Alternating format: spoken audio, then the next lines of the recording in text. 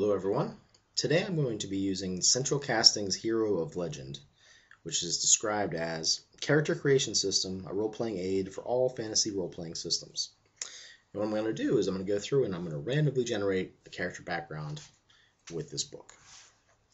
And there's lots of tables that describe what's going on and what you're doing. So the first one is character race, which is a d20. You roll to see what you get. Got a 15, so I am going to be an elf. The next one is cultural background, and there's just basically a d10 roll. Go through and you can figure out what you're going to be. So I'm going to be primitive, so I'm a primitive elf. And it goes through and describes what primitive means and how you can flesh that out. Suggestions on role-playing, etc. Next one is social status, which looks like it's a D100 roll. So 13, I am poor. Okay, and again, it kind of goes through and tells you what poor means. Birth legitimacy, D20.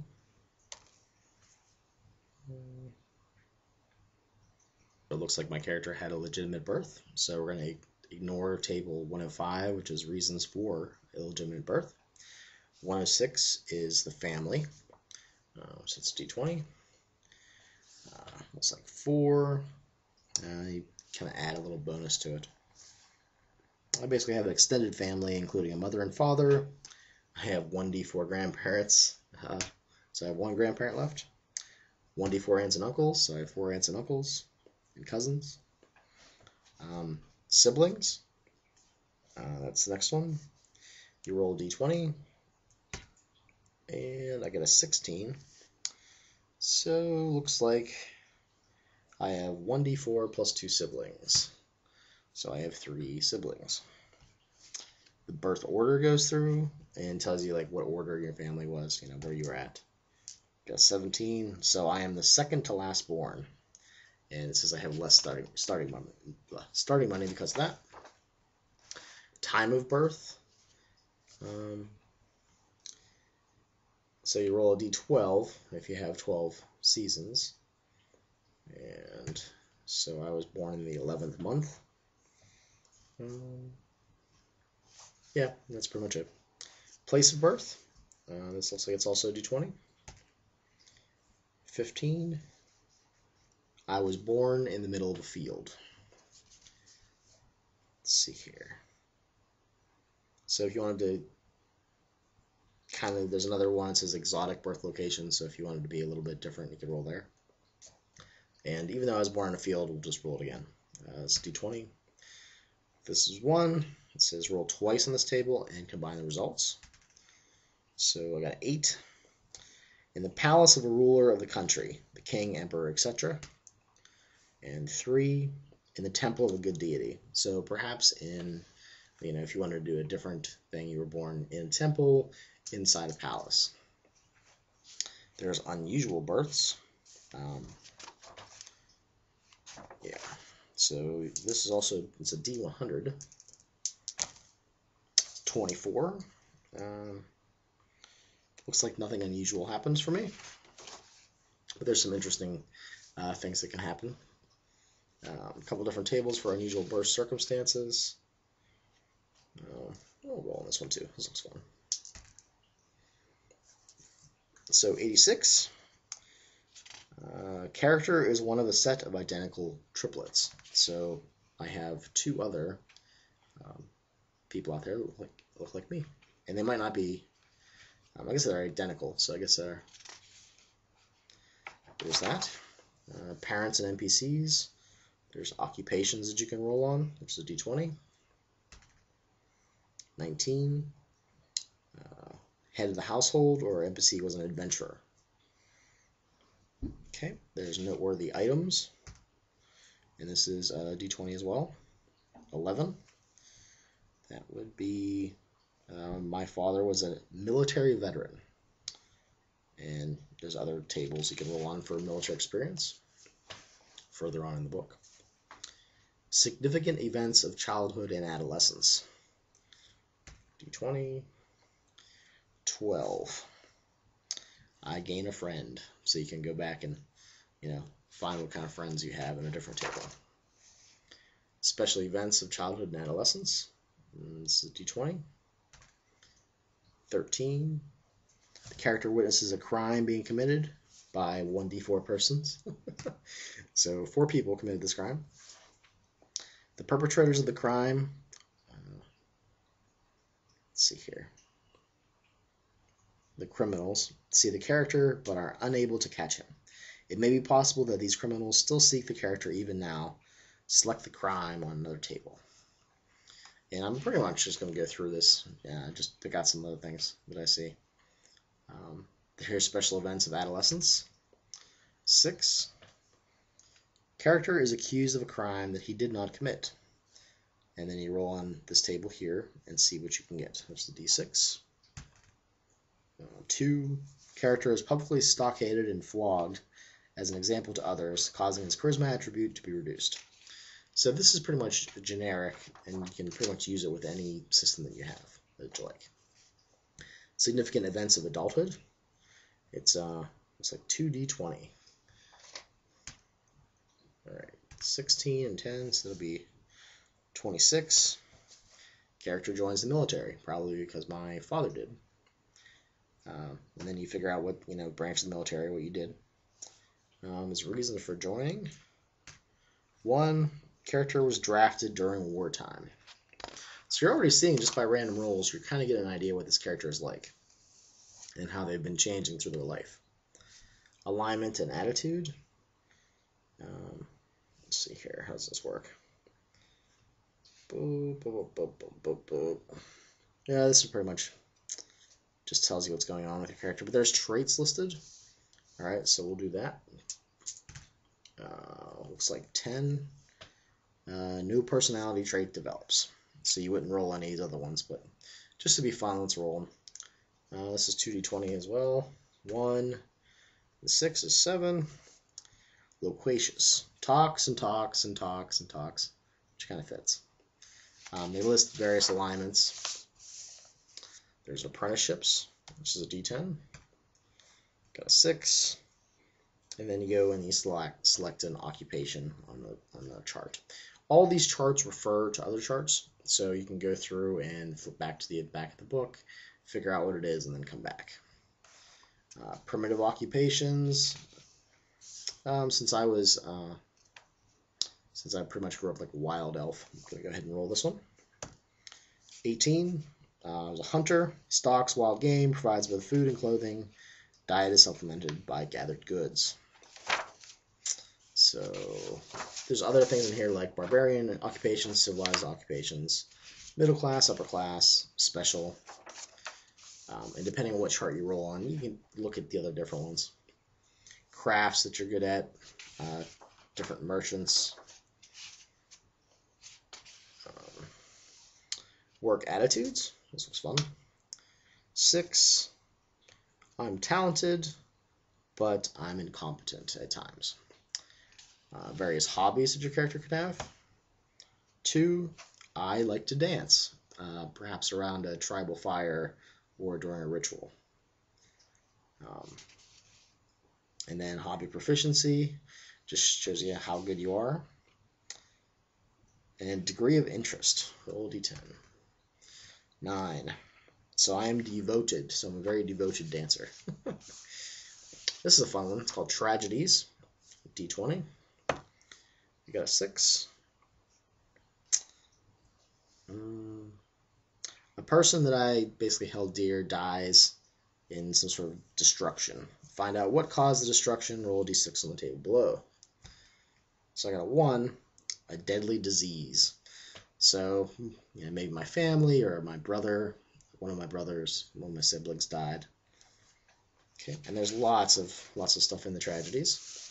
And then something wonderful. We got a 14. The character becomes renowned for his occupation. Clients from around the world seek his services. The influx of business allows the character to increase his social status, and that's the various stat they have at the beginning. There's events based on race. So there's Elven, Dwarvish, and halfling, and then monster if you got one of those. Since I'm an elf, I'm going to roll the elven ones, and that's a d10. So 9. Character gains 5 ranks, proficiencies in storytelling and singing. So again, depending on what system you use, that would be, different. But I'm good at apparently dancing and singing, so perhaps I'm an elven bard. Or, well, what's nice about this is that this is just background stuff. So this is just extra stuff that could happen to you before you even get a character class. All right. There's underworld experience for, dealing with the shady side, a bunch of criminals. That's a d10. Got a 6. The character wants to live a lifestyle he could otherwise not afford. So that's the reason I've contacted these people, to try to, work for them or have them work for me, possibly. Perform different crimes. So there's different things in here, like types of crimes that I've committed. 6. Banditry. The character is part of a gang of bandits who roam the countryside. There's underworld events, which is d20. Got a 9. The character acquires 1d4 ranks of proficiency as a thief. So, like thief skills, pickpockets, something like that. There's piracy events if you think your character might have been a pirate. Military experience, here's that one from before, just to find out what he had. 4, I was a light infantryman. And military events, this is also d20. Got a 9. Character fought well and with notable heroism. Many comrades owe their lives to his heroics. The character is promoted 1 rank for his valor, or made an officer, if not one yet. And you can roll, and if you get the roll, you can be good at, a little bit better at fighting. There's non-combat duty. 13. A mage guard. I was responsible for guarding the military's contingency of wizards.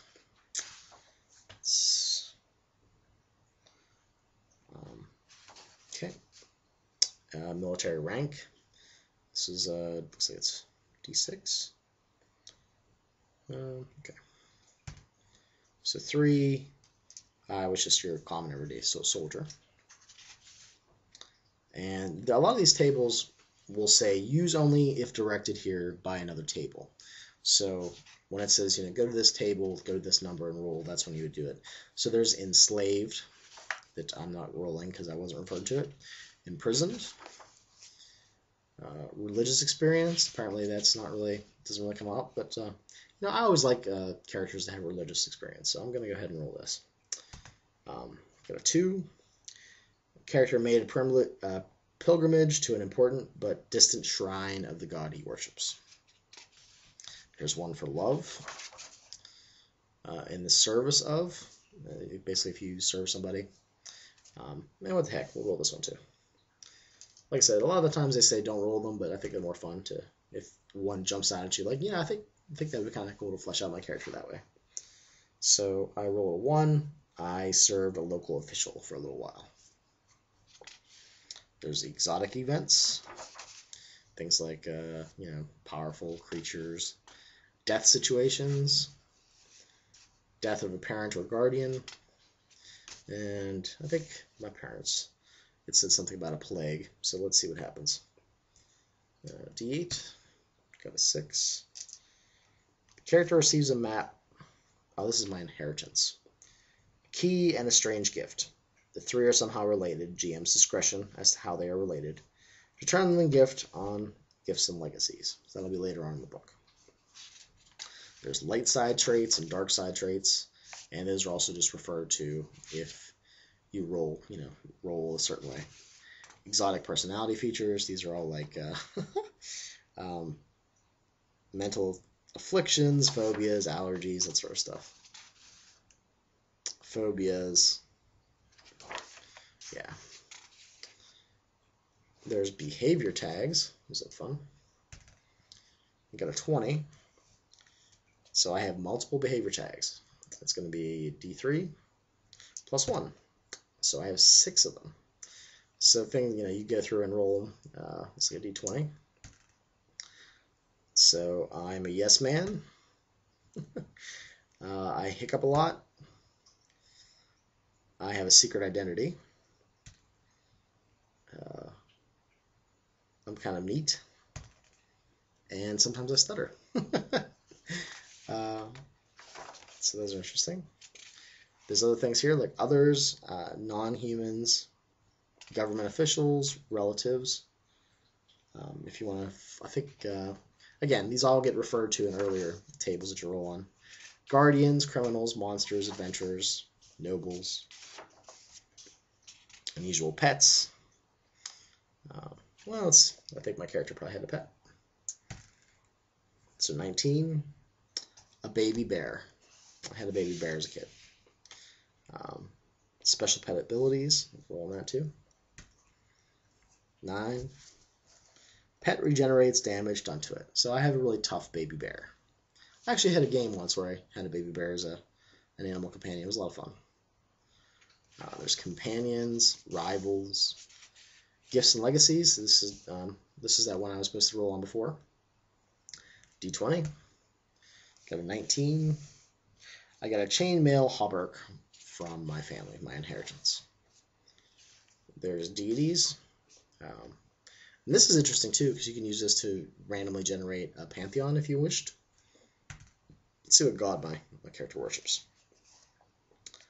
Underworld god or goddess. This deity is the ruler of the land of the dead, the caretaker of souls. Although not evil, he or she is the enemy of those who would steal souls and return them to life. There's things like colors, birthmarks. What the heck? I'm going to say my character has a birthmark. 10. I have some sort of birthmark that resembles an animal. It says you get to pick one. So I'm going to say it looks like like a jackal or a dog. And body locations, where is that located? 17, it's located on my left hand. There's things like curses and blessings that you roll on if you get the appropriate result. Serious wounds, special titles for nobility, relation to ruler of the land, psychic abilities, physical afflictions, crimes. Since I had such a nefarious background, I think I'm going to roll on this one too. 6. I offended an influential person. Ooh. So a lot of this stuff can be sort of fodder for your GM too. You can write this all down and say, is any of this cool? Does this all work for my character? Unusual skills, military skills. Since I was in the military, let's roll this. Combat skills, 7. After 1d3 rounds of combat, character can see foes' weaknesses and thus gain a +1 attack bonus to each of his skills. There's a horse skill. I can train horses for combat. Guess I did that when I was in the military. Forestry skills. I specialize in survival in a specific environment, and then you choose one. Since I was wild, I'm going to say the forest. I don't think he was in the Navy, so I'm going to ignore that one. And this is GM specials for use by GMs only. Players stop reading now. So these are things for generating NPCs and fleshing out your character.